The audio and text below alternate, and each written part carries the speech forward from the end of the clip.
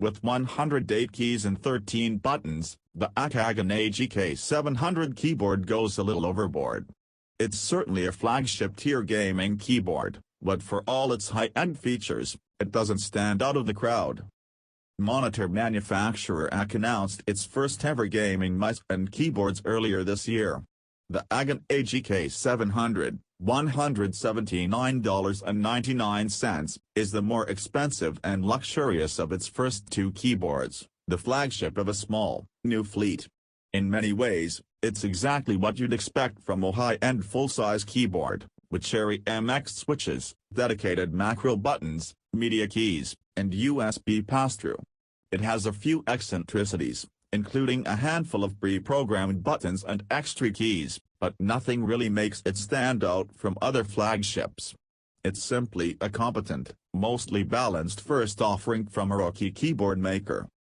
By default, a full-size keyboard has 104 keys. The Akagan AGK700 has 108, adding dedicated media controls, skip back, skip forward, play, pause, and stop, in the top right corner above the number pad. The Akagan AGK700 features Cherry MX Red, Linear, or MX Blue, clicky, key switches. Clicky switches, like the ones in my review unit, have a balanced typing feel for gaming and work, and they maximize the clacking sound the keys make. They're a little antisocial in an open-plan office, but great for working from home. Just make sure to mute yourself before taking notes on a Zoom call. In addition to the keys, there are 8 preset buttons along the top edge of the keyboard, and 5 customizable macro buttons on the left edge. The preset ones include Game Mode, Home, Mute, and RGB on, off. Some are extremely niche, such as the button that switches WASD and arrow inputs, which is mostly helpful for left-handed gamers. A music button that opens Windows Media Player feels dated in the streaming media era. Aside from the specifically customizable macro buttons, these buttons cannot be reassigned through the G-Tools configuration app, so the ones you don't need feel like a waste of space. At least the keyboard looks sharp. The dark gray brushed aluminum top plate is a sleek base coat, with a pop of color from the bright red volume wheel at top center and a heaping helping of RGBs. The tall, round buttons fill the wide bezels, making the 1.44 by 18.00 by 6.63 inch HWD design look more compact than it really is. But once you factor in the detachable wrist rest, it's impossible to deny that this is a big keyboard that demands a lot of real estate. The leatherette-coated wrist rest is bigger than average, adding an extra 2.21 inches of depth, which is great for comfort but takes a fair amount of extra space. The rest is very firm and provides good support, keeping your hands at perfect typing level. Finally, it's worth pointing out that the Akagan AGK700 has a USB pass-through port behind the far edge of the keyboard.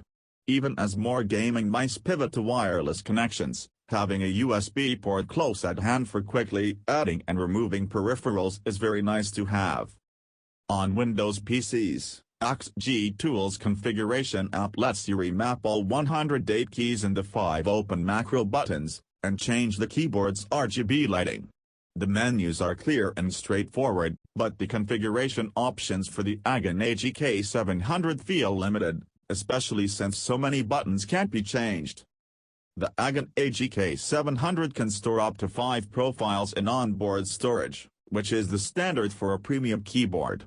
Unfortunately, G-Tools doesn't give you the ability to make other profiles and store them on your computer, a common courtesy that lets players make abundant game-specific customizations. Every aspect of Akagan AGK700 feels about as good as you would expect from a high-end keyboard, no more, no less. It has well-made switches and lots of useful features. It looks good, though it doesn't stand out among gaming keyboards.